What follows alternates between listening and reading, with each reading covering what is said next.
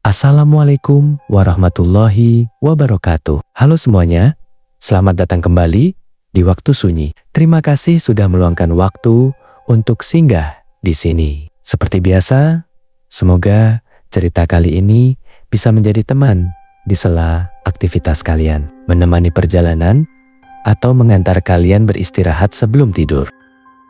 Di setiap daerah, hampir selalu ada sebuah tempat yang menyimpan kisah kelam. Tempat yang dibiarkan kosong selama bertahun-tahun, bukan karena tak ada yang ingin menempatinya, melainkan karena ada sesuatu yang dipercaya tak boleh diganggu. Sebagian orang menganggapnya hanya cerita turun-temurun, sementara yang lain memilih untuk tidak pernah mencari tahu kebenarannya. Kisah kali ini akan membawa kita ke sebuah rumah mewah yang telah lama terbengkalai di ujung sebuah jalan kampung. Rumah yang selama puluhan tahun menjadi bahan bisik-bisik warga, menyimpan pantangan yang tak seorang pun berani melanggarnya. Lalu apa sebenarnya yang terjadi? Mari kita mulai ceritanya.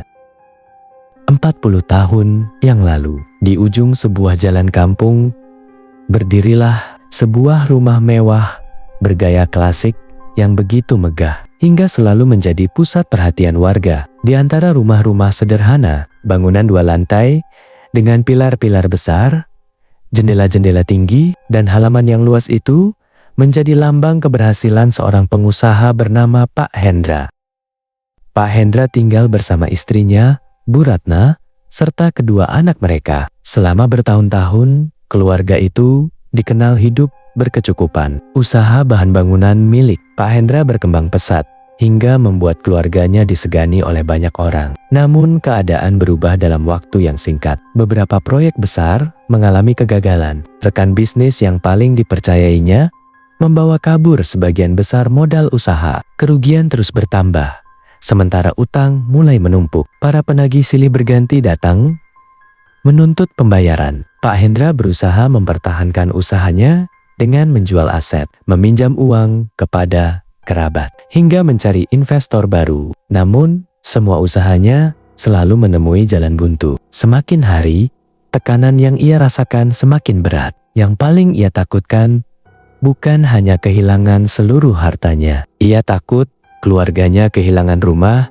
yang telah dibangunnya dengan susah payah. Lebih dari itu, ia takut seluruh warga mengetahui bahwa dirinya telah jatuh bangkrut. Di tengah keputusasaan, Pak Hendra teringat sebuah cerita lama yang pernah didengarnya. Konon, di sebuah desa yang cukup jauh dari kampungnya, tinggal seorang dukun yang dipercaya mampu mendatangkan kekayaan melalui jalan pesugihan. Awalnya ia menganggap cerita itu hanya mitos, namun ketika semua jalan yang benar telah ia tempuh tanpa hasil, keyakinannya mulai goyah. Pada suatu malam, tanpa sepengetahuan istri dan anak-anaknya, Pak Hendra pergi seorang diri menemui dukun tersebut. Setelah mendengar keinginan Pak Hendra, sang dukun menjelaskan bahwa kekayaan memang bisa didapatkan dalam waktu singkat. Namun, setiap perjanjian selalu memiliki harga yang harus dibayar. Pak Hendra sempat diliputi keraguan. Ia sadar jalan yang akan dipilihnya adalah sebuah kesalahan. Namun rasa putus asa akhirnya mengalahkan suara hatinya. Malam itu juga, ritual pesugihan dilakukan. Beberapa hari setelahnya, keadaan berubah begitu cepat. Usaha Pak Hendra yang hampir bangkrut, tiba-tiba kembali berkembang. Proyek demi proyek berdatangan tanpa diduga. Utang-utangnya terlunasi. Kekayaan keluarganya bahkan jauh melampaui sebelumnya. Warga kembali memuji keberhasilannya. Tak seorang pun mengetahui bahwa di balik semua kemewahan itu, ada sebuah perjanjian yang perlahan mulai menagih balasannya. Gangguan demi gangguan mulai muncul di dalam rumah. Lampu menyala sendiri. Suara langkah kaki terdengar setiap tengah malam. Pintu-pintu terbuka tanpa sebab. Anak bungsu mereka beberapa kali mengaku melihat seseorang berdiri diam di ujung lorong rumah. Semua itu awalnya dianggap hanya perasaan. Hingga suatu pagi, anak sulung mereka ditemukan meninggal dunia di kamarnya tanpa penyebab yang dapat dijelaskan. Beberapa minggu kemudian, Bu Ratna menyusul dalam keadaan yang sama. Teror terus berlanjut. Pak Hendra yang dihantui rasa bersalah hanya bisa menyaksikan keluarganya hancur satu persatu, hingga akhirnya ia sendiri menjadi korban terakhir. Rumah megah itu pun berubah menjadi rumah kosong. Namun setelah seluruh penghuninya meninggal, gangguan tidak ikut menghilang. Warga yang melintas pada malam hari sering mendengar suara langkah kaki dari dalam rumah. Ada pula yang mengaku melihat sosok berdiri diam di balik jendela lantai 2. Karena keresahan semakin meluas, warga akhirnya meminta bantuan seorang pemuka agama yang dikenal bijaksana. Setelah melakukan ikhtiar selama beberapa hari, beliau menyimpulkan bahwa rumah itu telah menjadi tempat berdiamnya makhluk yang terikat oleh perjanjian pesugihan. Makhluk itu tidak dapat dimusnahkan. Satu-satunya cara adalah mengurungnya agar tetap berada di dalam rumah. Dengan izin Allah, beliau melakukan penyegelan di ruangan tempat ritual pesugihan dahulu dilakukan. Sebelum meninggalkan rumah itu, beliau berpesan kepada seluruh warga agar amanah tersebut dijaga turun-temurun. Jangan pernah memasuki rumah itu tanpa alasan yang benar. Jangan pernah membawa keluar apapun dari dalamnya, dan jangan pernah bermalam di sana. Selama pantangan itu dipatuhi, segel akan tetap menjaga makhluk tersebut agar tidak keluar. Sejak hari itu, rumah mewah di ujung jalan itu dibiarkan kosong. Bukan karena tak ada yang ingin memilikinya, melainkan karena seluruh warga percaya ada sesuatu yang harus tetap dikurung di dalamnya. 40 tahun kemudian, rumah itu masih berdiri, tua, sunyi, dan perlahan mulai dilupakan oleh generasi yang tidak pernah menyaksikan sendiri tragedi yang pernah terjadi di dalamnya. 40 tahun telah berlalu sejak tragedi yang merenggut nyawa seluruh penghuni rumah mewah di ujung jalan itu. Seiring berjalannya waktu, kisah tersebut perlahan berubah menjadi sekadar cerita yang diwariskan dari mulut ke mulut. Banyak saksi mata telah tiada, sementara generasi yang lebih muda hanya mengenalnya sebagai rumah tua yang konon menyimpan sesuatu yang tak boleh diganggu. Di kampung itu pula seorang pemuda bernama Raka memulai kehidupan barunya. Beberapa hari sebelumnya, Raka diterima bekerja di sebuah toko bangunan yang berada di kota tak jauh dari kampung tersebut. Agar lebih dekat dengan tempat kerjanya, ia memutuskan mengontrak sebuah rumah sederhana di lingkungan yang terkenal tenang dan warganya saling mengenal satu sama lain.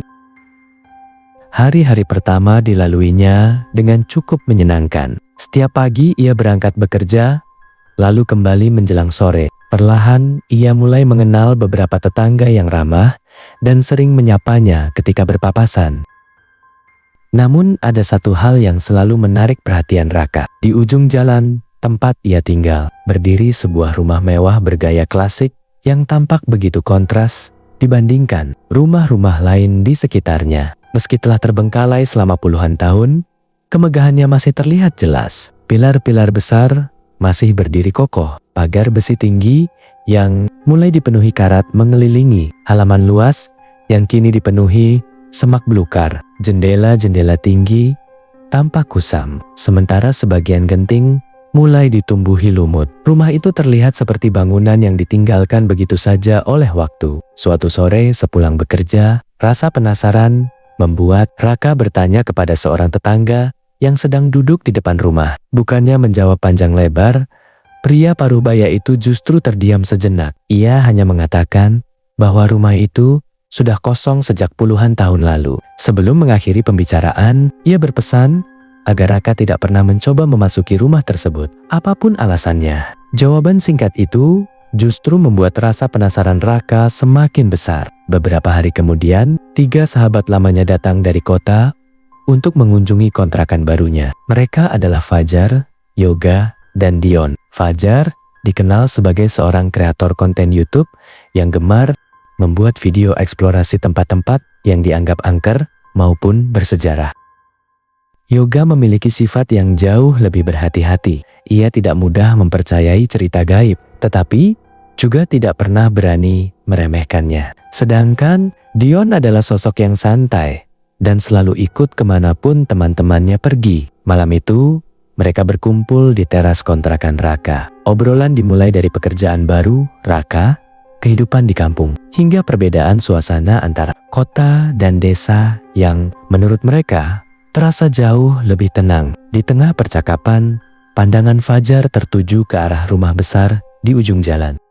Dengan rasa penasaran, ia bertanya, mengapa rumah semegah itu dibiarkan kosong begitu saja? Raka kemudian menceritakan semua yang ia dengar dari warga tentang rumah yang telah lama ditinggalkan, tentang pantangan yang masih dipercaya hingga sekarang, bahwa siapapun dilarang memasuki rumah itu tanpa alasan, membawa keluar barang apapun dari dalamnya, ataupun bermalam di sana. Fajar justru tersenyum penuh semangat. Menurutnya, cerita seperti itulah yang selama ini dicari para penonton kanal YouTube miliknya. Ia yakin video eksplorasi rumah tersebut akan menarik perhatian banyak orang. Yoga langsung menolak. Baginya, tidak ada alasan untuk sengaja melanggar pantangan yang masih dihormati oleh warga setempat. Fajar hanya tertawa kecil. Menurutnya, cerita-cerita seperti itu hanyalah mitos yang sengaja dibesar-besarkan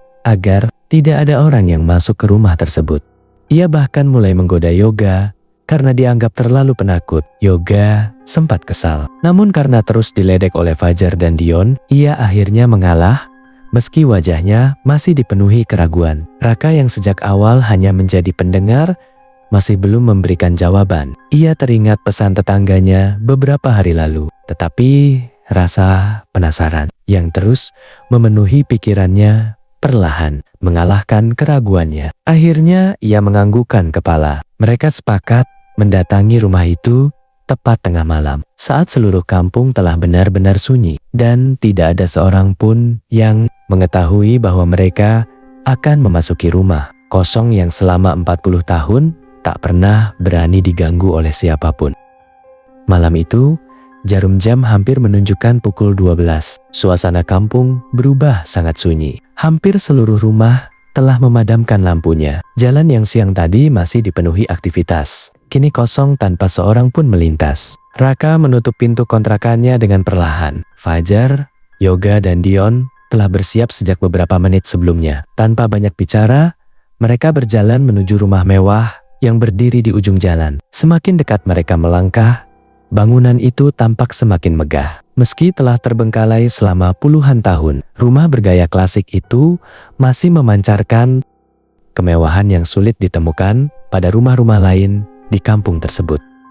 Pilar-pilar besar menopang teras depan. Jendela-jendela tinggi tampak kusam dipenuhi debu. Pagar besi yang mulai berkarat berdiri mengelilingi halaman luas yang kini dipenuhi rumput liar dan semak belukar. Fajar segera mengeluarkan kamera. Ia sengaja tidak menyalakan lampu tambahan agar keberadaan mereka tidak diketahui warga.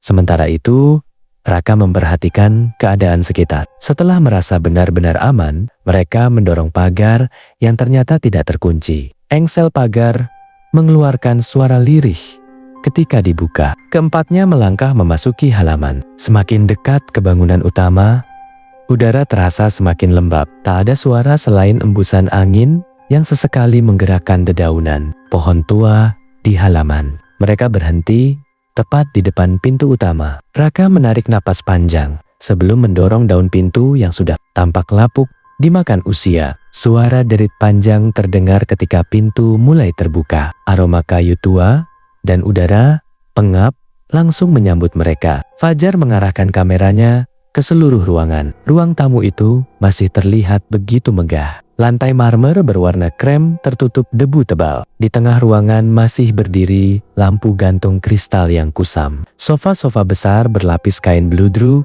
meja ukir, lemari pajangan, hingga lukisan-lukisan tua masih berada di tempatnya. Seolah para penghuni rumah itu pergi begitu saja tanpa sempat membawa apapun. Mereka berjalan perlahan menyusuri setiap ruangan. Sesekali Fajar berbisik menjelaskan kondisi rumah yang sedang direkamnya. Menurutnya, rumah sebesar ini pasti bernilai sangat mahal jika masih dirawat. Dari ruang tamu mereka berpindah ke ruang makan yang dipenuhi meja panjang dan kursi-kursi kayu jati berukir. Di sudut ruangan, sebuah jam dinding tua masih tergantung. Meski jarumnya telah lama berhenti bergerak, mereka kemudian menuju dapur. Peralatan memasak masih tersimpan rapi di dalam lemari. Semuanya tertutup debu, tetapi tidak tampak berantakan. Yoga mulai merasa tidak nyaman. Ia beberapa kali menoleh ke belakang, seolah ada seseorang yang mengikuti langkah mereka. Namun setiap kali diperiksa,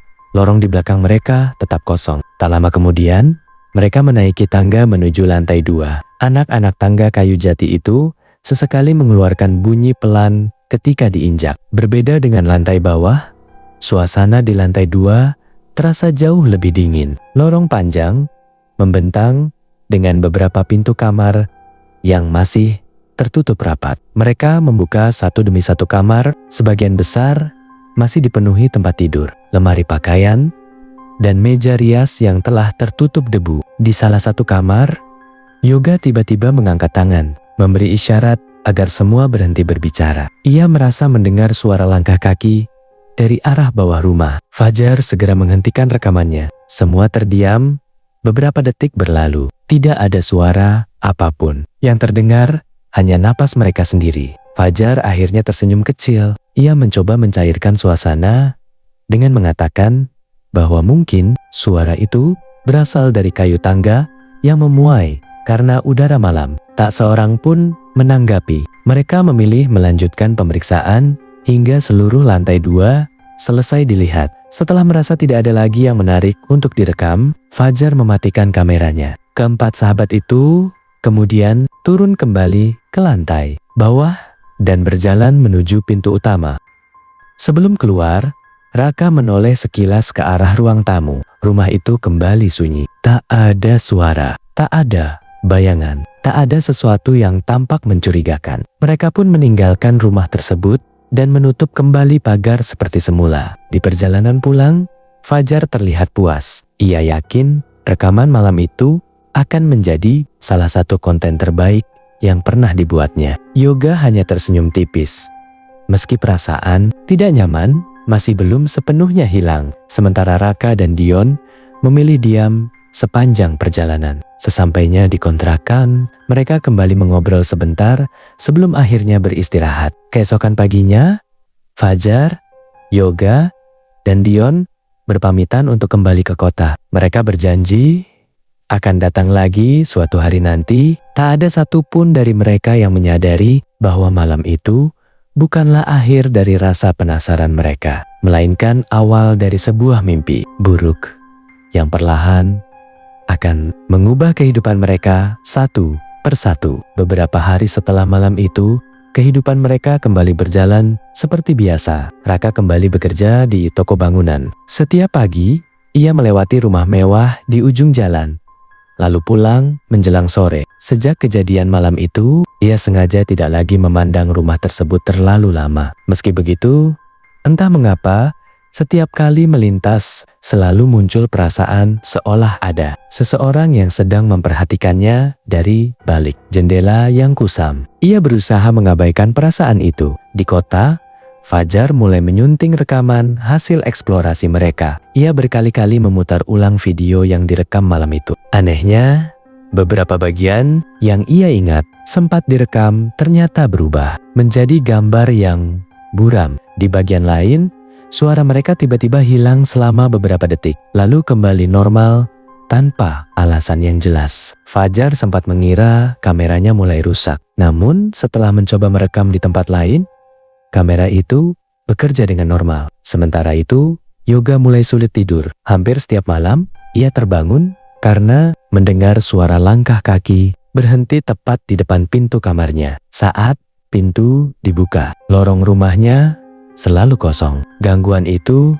terus berulang hingga membuat wajah Yoga mulai terlihat pucat karena kurang istirahat. Di sisi lain, suasana kampung tempat Raka tinggal perlahan berubah. Menjelang tengah malam, anjing-anjing peliharaan warga sering menggonggong tanpa henti ke arah rumah mewah di ujung jalan. Beberapa warga yang masih berada di luar rumah mengaku melihat bayangan berdiri di balik salah satu jendela lantai 2. Ada pula yang mengatakan pintu utama rumah itu pernah terlihat terbuka sendiri. Meski Ketika diperiksa keesokan paginya, semuanya kembali seperti semula. Cerita-cerita itu mulai menjadi pembicaraan warga. Namun tak seorang pun berani mendekati rumah tersebut. 3 hari kemudian, ponsel Raka berdering. Nama Dion muncul di layar. Begitu panggilan diangkat, Raka langsung menyadari ada sesuatu yang tidak beres. Wajah Dion tampak jauh lebih kurus. Matanya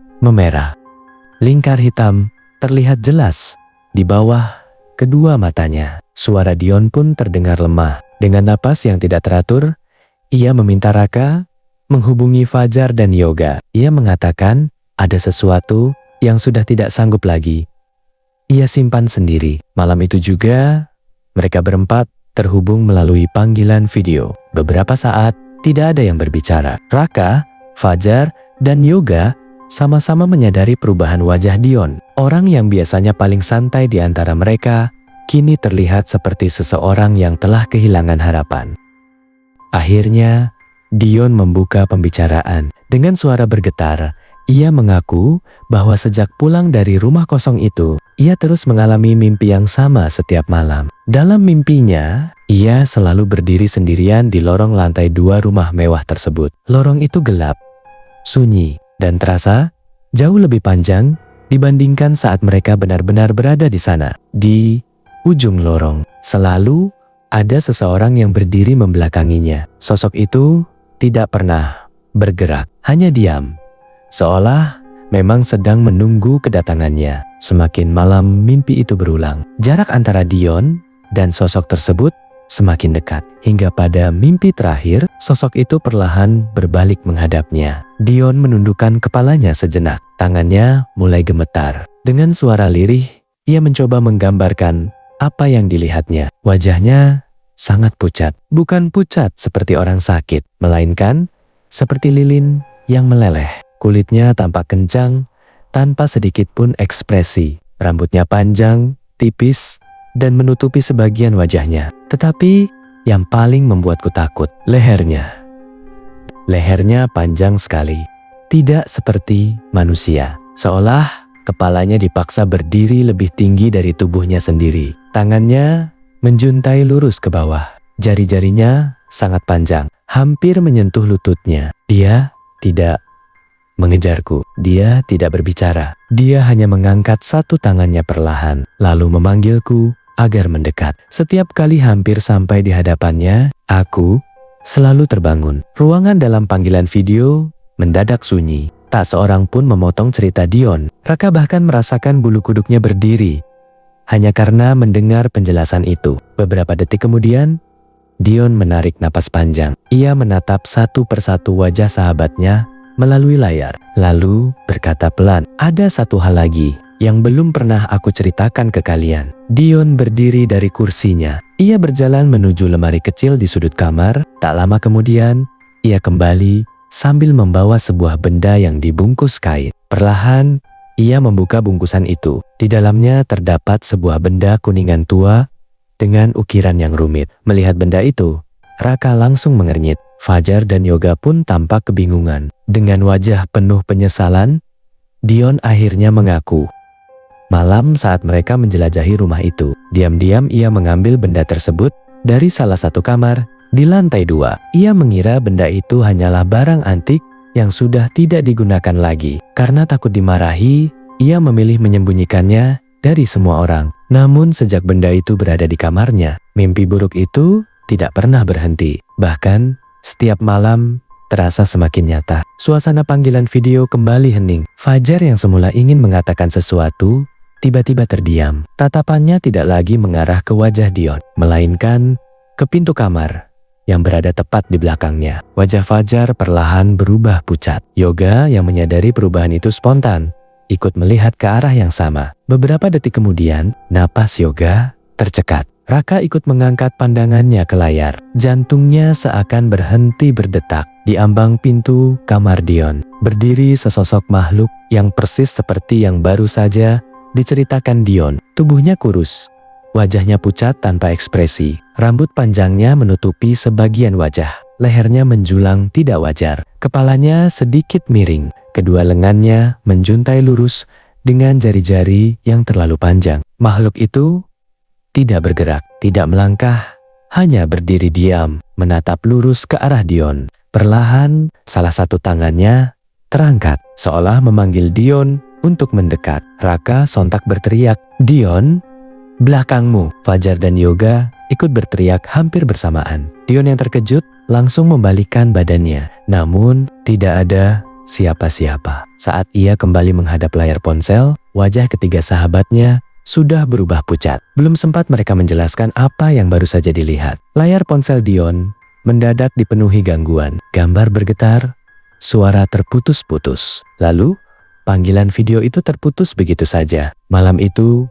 untuk pertama kalinya, mereka benar-benar percaya bahwa sesuatu dari rumah mewah di ujung jalan itu telah mengikuti mereka keluar. Pagi setelah panggilan video itu terputus, tidak satupun dari mereka dapat kembali menjalani hidup dengan tenang. Raka berkali-kali mencoba menghubungi Dion, namun panggilannya tidak pernah dijawab. Pesan-pesan yang dikirim hanya terbaca tanpa balasan. Fajar dan Yoga pun mengalami hal yang sama, seolah Dion sengaja mengurung dirinya dari siapapun. Di kota, Fajar kembali membuka rekaman hasil eksplorasi mereka. Ia berharap dapat menemukan sesuatu yang bisa menjelaskan semua kejadian aneh yang mulai mereka alami. Namun semakin sering rekaman itu diputar, semakin banyak kejanggalan yang ia temukan. Pada beberapa bagian, gambar tiba-tiba buram selama beberapa detik. Di bagian lain, suara mereka menghilang tanpa sebab, lalu kembali normal. Bahkan, pada salah satu rekaman di lorong lantai 2, Fajar sempat melihat bayangan tinggi berdiri di ujung lorong. Ketika video diputar ulang, bayangan itu sudah tidak ada. Fajar mulai kehilangan keberanian untuk kembali membuka rekaman tersebut. Sementara itu, Yoga mengalami gangguan yang semakin sering. Setiap menjelang dini hari, ia selalu terbangun karena merasa ada seseorang berhenti tepat di depan pintu kamarnya. Ia tidak pernah lagi berani membuka pintu. Semakin hari tubuhnya semakin lemas karena hampir tidak pernah tidur dengan nyenyak. Di sisi lain, keadaan Dion menjadi yang paling mengkhawatirkan. Menjelang malam, ia akhirnya mengirim sebuah pesan kepada Raka. Pesannya sangat singkat. Ia mengatakan bahwa sosok yang selama ini hanya muncul di dalam mimpi kini mulai terlihat, berdiri di sudut kamarnya setiap malam. Pesan itu menjadi balasan terakhir dari Dion. Setelah itu, ponselnya kembali tidak dapat dihubungi. Sementara di kampung tempat Raka tinggal, keresahan mulai menyelimuti warga. Setiap malam, suasana di sekitar rumah mewah terasa semakin mencekam. Hewan-hewan peliharaan sering terlihat gelisah ketika melewati jalan menuju rumah tersebut. Beberapa warga mengaku melihat bayangan berdiri di balik jendela lantai 2. Ada pula yang merasa seperti sedang diawasi ketika melintasi ujung jalan. Meski tidak pernah menemukan siapapun di sana, kejadian-kejadian itu semakin sering dibicarakan. Hingga akhirnya, setelah salat maghrib, para warga berkumpul di musala untuk membahas apa yang sedang terjadi. Di sana telah hadir Ustaz Hasan, sosok yang sejak lama menjadi tempat warga meminta nasihat ketika kampung menghadapi persoalan. Beliau mendengarkan satu demi satu cerita warga tanpa menyela. Setelah semua selesai berbicara, suasana musala berubah hening. Ustadz Hasan memandang seluruh warga dengan wajah yang tampak lebih serius dari biasanya. Beliau kemudian mengatakan bahwa apa yang sedang terjadi bukanlah sesuatu yang datang dengan sendirinya. Menurut beliau, ada seseorang yang telah melanggar amanah yang selama puluhan tahun dijaga oleh warga kampung. Namun beliau tidak mengetahui siapa orang tersebut. Beliau tidak ingin menuduh siapapun. Beliau hanya meminta jika memang ada seseorang yang pernah memasuki rumah itu atau membawa sesuatu keluar dari dalamnya, segeralah berkata jujur, karena kesempatan untuk memperbaiki keadaan masih ada. Ucapan itu membuat Raka menundukkan kepalanya. Jantungnya berdegup semakin cepat. Bayangan wajah Dion terus terlintas di pikirannya. Ia teringat benda kuningan yang diperlihatkan sahabatnya saat panggilan video. Ia juga teringat sosok mengerikan yang berdiri di belakang Dion malam itu. Rasa bersalah yang selama ini ia pendam akhirnya tidak sanggup lagi ia tahan. Perlahan Raka berdiri dari tempat duduknya. Dengan suara yang pelan, ia mengakui bahwa beberapa hari lalu dirinya bersama 3 sahabatnya diam-diam memasuki rumah mewah di ujung jalan. Suasana musala langsung berubah. Sebagian warga tidak dapat menyembunyikan kemarahannya. Mereka menyayangkan tindakan Raka yang telah melanggar pantangan yang selama ini dijaga bersama. Namun, sebelum perdebatan semakin memanas, Ustadz Hasan segera menenangkan semua orang. Beliau meminta warga berhenti saling menyalahkan. Menurut beliau, kemarahan tidak akan menyelesaikan masalah. Yang jauh lebih penting adalah mencari jalan agar semua dapat kembali seperti semula. Setelah suasana kembali tenang, Ustadz Hasan menatap Raka. Beliau bertanya, apakah ketiga sahabatnya masih bisa dihubungi? Raka mengangguk pelan. Meski Dion belum memberikan kabar lagi, ia masih dapat menghubungi Fajar dan Yoga. Ustadz Hasan kemudian berkata bahwa besok juga Raka harus meminta ketiga sahabatnya kembali ke kampung. Beliau menegaskan, apapun yang telah dibawa keluar dari rumah itu harus ikut dibawa kembali. Beliau belum menjelaskan alasannya, namun dari raut wajahnya, Raka dapat merasakan bahwa benda tersebut jauh lebih penting daripada yang mereka bayangkan. Dan waktu yang mereka miliki untuk memperbaiki semuanya mungkin tidak akan lama lagi. Keesokan paginya, Raka tidak menunggu lebih lama. Ia segera menghubungi Fajar dan Yoga, menceritakan semua yang terjadi di musala malam sebelumnya. Ia juga menyampaikan pesan Ustadz Hasan agar mereka kembali ke kampung secepat mungkin. Mendengar nada bicara Raka yang begitu serius, Fajar tidak lagi menganggap semua itu sebagai kebetulan. Yoga pun langsung menyetujui. Satu-satunya yang membuat mereka khawatir adalah Dion. Sejak pesan terakhirnya malam sebelumnya, tidak ada lagi kabar darinya. Beruntung menjelang siang, Dion akhirnya menjawab panggilan Raka. Suaranya terdengar sangat lemah. Ia sempat mengatakan bahwa selama 2 malam terakhir, ia hampir tidak bisa memejamkan mata karena sosok itu terus muncul. Bahkan ketika ia masih terjaga, tanpa banyak bertanya, Raka memintanya segera kembali ke kampung. Dion menyetujuinya. Menjelang sore, keempat sahabat itu kembali bertemu di rumah kontrakan Raka. Tidak ada lagi canda, seperti saat mereka pertama kali berkumpul beberapa hari lalu. Wajah mereka sama-sama dipenuhi rasa lelah dan cemas. Tak lama kemudian, mereka bersama-sama menuju rumah Ustadz Hasan. Rumah sederhana itu berada tidak jauh dari musala. Setelah dipersilakan masuk, Ustadz Hasan memperhatikan satu persatu wajah mereka. Tatapan beliau akhirnya berhenti pada Dion. Beliau dapat melihat dengan jelas perubahan yang terjadi pada pemuda itu. Wajahnya pucat, tatapannya kosong. Tubuhnya tampak jauh lebih kurus dibandingkan beberapa hari sebelumnya. Dengan suara pelan, Ustadz Hasan meminta Dion mengeluarkan benda yang telah dibawanya dari rumah mewah itu. Tangan Dion gemetar ketika mengeluarkan benda kuningan yang dibungkus kain. Begitu benda itu diletakkan di atas meja, raut wajah Ustadz Hasan langsung berubah. Beliau memejamkan mata beberapa saat, seolah sedang memastikan sesuatu yang selama ini hanya beliau ketahui melalui sebuah cerita lama. Setelah suasana kembali tenang, Ustadz Hasan mulai berbicara. Beliau mengatakan bahwa sudah waktunya mereka mengetahui kebenaran yang selama puluhan tahun disembunyikan dari warga kampung. 40 tahun yang lalu, kakek beliau adalah pemuka agama yang memimpin penyegelan rumah mewah tersebut. Selama hidupnya, sang kakek tidak pernah menceritakan seluruh kejadian itu kepada banyak orang. Beliau hanya meninggalkan beberapa catatan dan sebuah amanah yang harus dijaga oleh keturunannya. Amanah itu mengatakan bahwa rumah tersebut tidak boleh dihancurkan, tidak boleh dimasuki tanpa alasan yang benar, dan tidak boleh ada satupun benda di dalamnya yang dipindahkan. Karena setiap benda yang masih berada di dalam rumah itu bukan sekadar barang peninggalan. Sebagian di antaranya merupakan bagian dari ikatan yang digunakan untuk menjaga segel tetap utuh. Mendengar penjelasan itu, Keempat sahabat tersebut saling berpandangan. Dion menundukkan kepalanya semakin dalam. Dengan suara penuh penyesalan, ia mengakui bahwa dirinya sama sekali tidak mengetahui hal tersebut. Ia hanya mengira benda itu adalah barang antik yang sudah tidak berguna. Ustadz Hasan menggeleng pelan. Beliau tidak menyalahkan Dion, namun beliau mengatakan bahwa ketidaktahuan tidak akan menghilangkan akibat dari perbuatan yang telah terjadi. Beliau kemudian berdiri dan berjalan menuju sebuah lemari kayu tua. Dari dalamnya, beliau mengeluarkan sebuah buku yang kertas.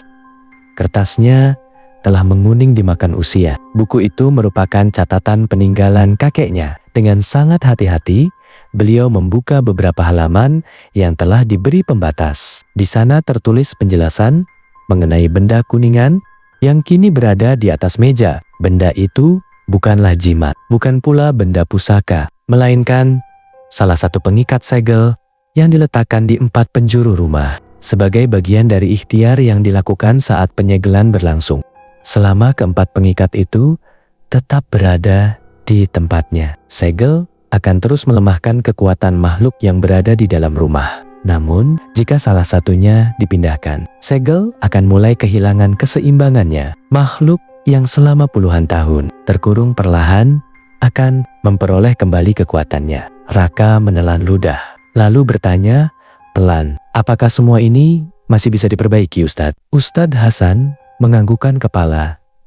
"Bisa, tetapi waktunya tidak banyak." Beliau kemudian menunjukkan bagian lain dari catatan tersebut. Di sana tertulis sebuah peringatan. Sejak salah satu pengikat dipindahkan, segel hanya mampu bertahan selama 40 hari. Jika dalam waktu itu pengikat tidak dikembalikan ke tempat semula dan penyegelan tidak diperbarui, makhluk yang berada di dalam rumah akan terbebas sepenuhnya, bukan lagi terikat di dalam rumah mewah itu, melainkan bebas mendatangi siapa saja yang dikehendakinya. Ruangan mendadak hening. Tak seorang pun mampu berkata-kata. Selama ini mereka mengira semua teror yang terjadi hanyalah akibat melanggar sebuah pantangan. Kini mereka baru menyadari teror itu hanyalah permulaan. Yang sebenarnya sedang mereka hadapi adalah sebuah hitungan waktu, 40 hari. Dan setiap hari yang berlalu membawa mereka semakin dekat pada lepasnya sesuatu yang selama puluhan tahun berhasil dikurung di dalam rumah mewah di ujung jalan itu. Malam itu, tidak ada seorang pun yang benar-benar dapat memejamkan mata. Ucapan Ustadz Hasan terus terngiang di benak mereka. 40 hari. Sebuah hitungan waktu yang menentukan apakah makhluk itu akan tetap terkurung atau bebas meninggalkan rumah yang selama puluhan tahun menjadi penjaranya. Ustadz Hasan memutuskan mereka tidak boleh menunggu lebih lama. Beliau khawatir setiap hari yang terlewati hanya akan membuat segel semakin lemah. Malam berikutnya dipilih sebagai waktu untuk mengembalikan benda kuningan itu ke tempat asalnya. Menjelang tengah malam, halaman musala mulai dipenuhi beberapa warga yang dipercaya mampu menjaga ketenangan dan tidak mudah panik. Ustadz Hasan sengaja tidak mengajak seluruh warga kampung. Beliau tidak ingin lebih banyak orang terlibat. Sebelum berangkat, beliau meminta semua orang menjaga wudhu, memperbanyak doa, dan tidak mengucapkan apapun yang tidak perlu selama berada di dalam rumah. Beliau juga mengingatkan satu hal, apapun yang nanti terlihat, jangan pernah terpancing untuk mengejarnya. Jangan pernah menjawab jika ada suara yang memanggil dengan suara orang yang dikenal. Dan jangan sekali-kali memisahkan diri dari rombongan. Semua menganggukkan kepala. Tak lama kemudian, rombongan berjalan menuju rumah mewah di ujung jalan. Semakin dekat mereka melangkah, suasana terasa semakin berat. Angin malam yang sejak tadi berembus perlahan mendadak berhenti. Udara menjadi pengap. Rumah itu berdiri dalam kegelapan, jauh lebih menyeramkan dibandingkan saat pertama kali mereka memasukinya. Pintu pagar yang sebelumnya selalu sedikit terbuka, kini tertutup rapat. Beberapa warga saling berpandangan, padahal tidak ada seorang pun yang datang ke rumah itu sejak kejadian beberapa hari lalu.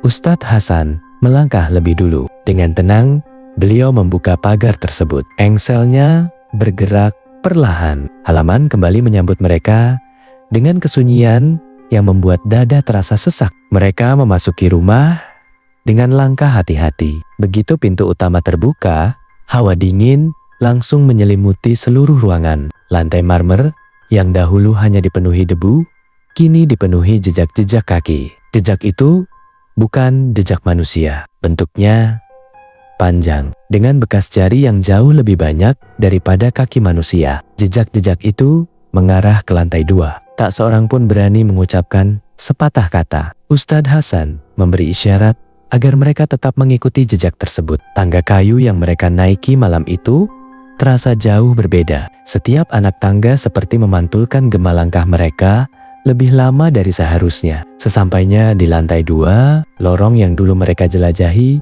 tampak berubah, terasa lebih panjang dan lebih gelap. Seolah rumah itu sedang memperlihatkan wajahnya yang sesungguhnya. Dion mulai gemetar. Lorong itu, lorong yang sama persis seperti yang selalu muncul dalam mimpinya. Ia menunjuk ke ujung lorong dengan suara hampir berbisik. Ia mengatakan bahwa di sanalah sosok itu selalu berdiri. Namun, malam itu, ujung lorong tampak kosong. Ustadz Hasan meminta Dion tetap tenang. Beliau mengajak mereka menuju kamar tempat benda kuningan itu diambil. Begitu pintu kamar dibuka, semua orang terdiam. Di tengah ruangan, berdiri sosok yang selama ini hanya muncul dalam mimpi Dion. Tubuhnya kurus dan sangat tinggi. Lehernya menjulang tidak wajar. Wajahnya pucat seperti lilin yang meleleh. Rambut tipisnya menutupi sebagian wajah. Kedua lengannya menjuntai dengan jari-jari yang terlalu panjang. Makhluk itu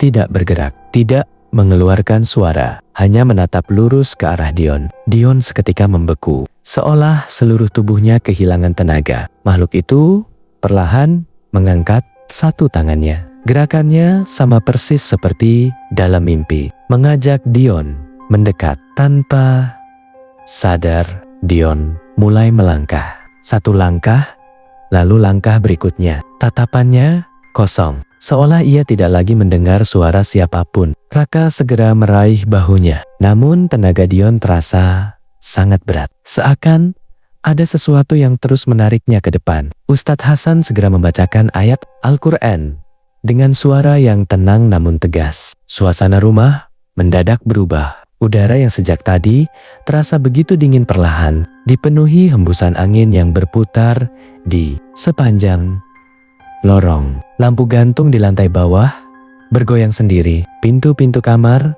terbuka perlahan, lalu menutup kembali tanpa disentuh siapapun. Namun Ustadz Hasan tidak menghentikan bacaannya. Beliau terus melangkah hingga berdiri di depan makhluk tersebut. Makhluk itu tetap diam. Tatapannya tidak pernah berpindah dari Dion.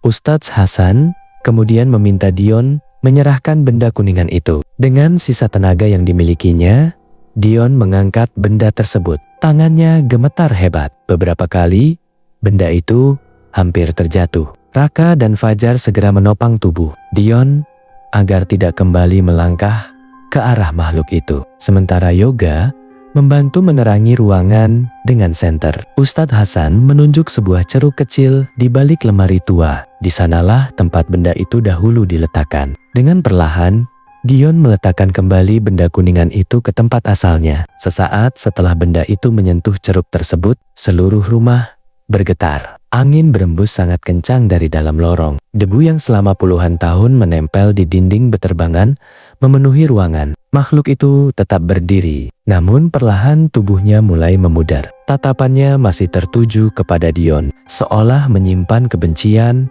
yang tidak pernah berakhir. Beberapa detik kemudian, sosok itu menghilang bersama hembusan angin yang perlahan mereda. Rumah kembali sunyi. Tidak ada lagi hawa berat yang sejak tadi menyelimuti mereka. Ustadz Hasan tidak langsung mengajak semua orang keluar. Beliau memejamkan mata sejenak, kemudian berkata pelan bahwa segel telah kembali seperti semula. Namun, beliau juga mengingatkan, selama manusia masih dikuasai keserakahan, rasa penasaran, dan keinginan untuk melanggar sesuatu yang telah diperingatkan, akan selalu ada kemungkinan tragedi seperti ini terulang kembali. Mereka akhirnya meninggalkan rumah mewah itu menjelang waktu subuh. Pintu utama kembali ditutup. Pagar kembali dikunci. Rumah itu kembali berdiri dalam kesunyian, seolah tidak pernah terjadi apapun. Namun tidak seorang pun yang ikut malam itu akan pernah melupakan tatapan makhluk yang mereka lihat di lantai 2, tatapan yang hingga bertahun-tahun kemudian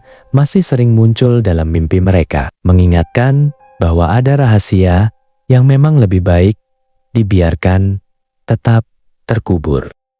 Beberapa minggu telah berlalu, sejak malam ketika benda kuningan itu dikembalikan ke tempat asalnya. Perlahan, kehidupan di kampung kembali seperti semula. Anjing-anjing tidak lagi menggonggong ke arah rumah mewah. Warga yang biasa melewati ujung jalan tidak lagi merasakan hawa mencekam yang dulu begitu jelas. Rumah tua bergaya klasik itu kembali berdiri dalam diam, tertutup debu dan semak belukar, seolah hanya menjadi bangunan kosong yang ditinggalkan oleh waktu. Namun, bagi Raka dan ketiga sahabatnya, tidak ada yang benar-benar kembali seperti semula. Fajar memutuskan menghapus seluruh rekaman hasil eksplorasi rumah itu. Awalnya ia sempat ingin tetap menyimpan video tersebut sebagai pengingat. Namun setiap kali rekaman diputar, ia selalu teringat malam ketika mereka melihat sosok itu berdiri di belakang Dion.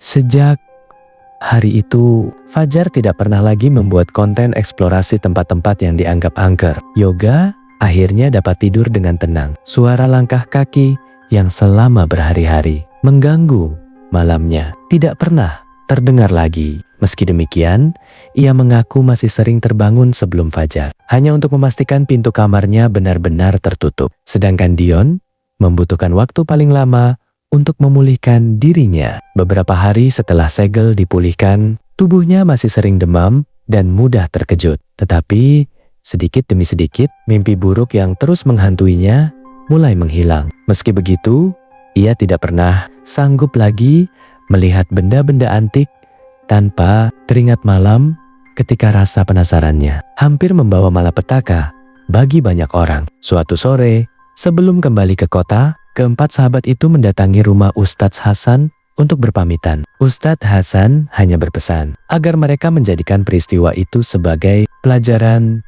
seumur hidup. Tidak semua hal harus dicari jawabannya, dan tidak semua tempat layak dimasuki hanya karena rasa penasaran. Mereka mengangguk dengan penuh penyesalan. Mereka sadar, andai malam itu Dion tidak mengakui perbuatannya, atau andai Raka memilih tetap diam di musala, mungkin kisah mereka akan berakhir dengan cara yang sangat berbeda. Hari-hari terus berlalu, musim berganti. Rumah mewah di ujung jalan itu kembali menjadi bangunan yang dihindari warga. Tidak ada lagi anak-anak yang berani bermain di dekat pagarnya. Tidak ada lagi orang luar yang mencoba mendekat hanya karena mendengar cerita angker tentang tempat itu. Pantangan yang dahulu hampir dilupakan kini kembali dijaga oleh seluruh warga kampung. Namun, beberapa bulan kemudian, seorang kurir pengantar paket sempat berhenti di depan rumah kontrakan Raka. Ia bertanya, apakah benar di ujung jalan terdapat sebuah rumah tua bergaya klasik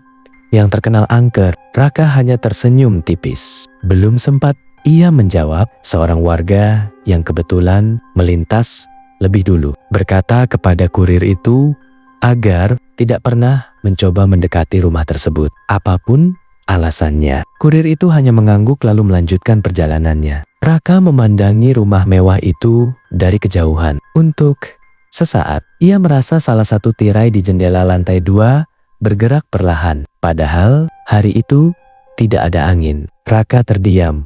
Ia tidak mencoba memastikan apa yang baru saja dilihatnya. Ia hanya menarik napas panjang, lalu berjalan masuk ke dalam rumah. Karena kini ia mengerti, ada misteri yang tidak selalu membutuhkan jawaban. Dan ada rahasia yang memang lebih baik tetap terkunci, selama manusia masih ingin hidup dengan tenang.